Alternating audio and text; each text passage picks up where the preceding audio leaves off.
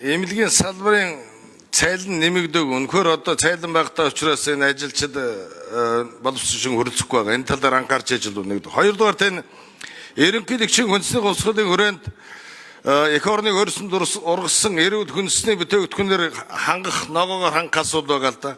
Хавдрын ихсэлтийн 80% нь одоо хүнсний аюулгүй байдал алдагдсан талбарт урдгийн орчноос химикат ихтэй бусад одоо хавдрч бодис ихтэй хүнсний ногоо орж ирж байгаа. За эх орны хэмжээнд аймаг сумын төвшөнд хүнсний ногоо тариалаад энэ ерөнхийлөгчийн хүнсний үзэсгэлэнтийг одоо хэрэгжүүлэх үтнээс та ямар бодлого баримталж ажиллах вэ? Ер нь цаашдаа төсөв мөнгө хуваарлах уу?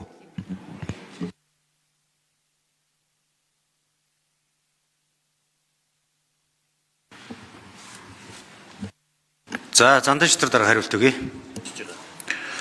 За хүнсний хангамж аюулгүй байдлын тухай хуулийг одоо боловсруулж байгаа эмнэлэг засгийн газрын түвшинд энэтэй холбоотойгоор Батчмаг гишүүн ч гэсэн тодорхой асуултыг бүлгийн уралдаар хөндөж байсан. Энэ бол стандартын шаардлага хангасан техникийн зохицуулт шаардлага хангасны хүнсний бүтээгдэхүүнээр хүн амаа хангах явдал бол энэ дөрвүүний зорилт болоод байна. Түүнийг хяналт шалгалтын асуудал үндсэндээ мэргэжлийн хяналт татан буугдсантай холбоотойгоор нэг ялангуяа хөдөө сумдад орхигдсон байна. Энэ талаар хүнсний хангамж аюулгүй байдлыг хангахад онцгой анхаарч ажиллах шаардлага гарч байгаа юм байлээ.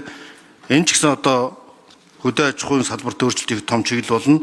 Ер нь энэ хүнсний хувьсгалыг хэрэгжүүлэх чиглэлээр 1.3 их 80 төгрөгийн зээлийг арилжааны банкудаас олгосон тодорхой шинэ хүнсний үйлдвэрүүд байгуулагдж байгаа ийм олон жишээ байгаа. Гагцхүү эднийхээ нэмэгдсэн өртгийн албан татварын бодлогоор дэмжих, зээлийн бодлогоор дэмжих шаардлагатай байна. Жишээлбэл ургамлын тос гэхэд би үйлдвэр дээр нь очиж үзчихсэн.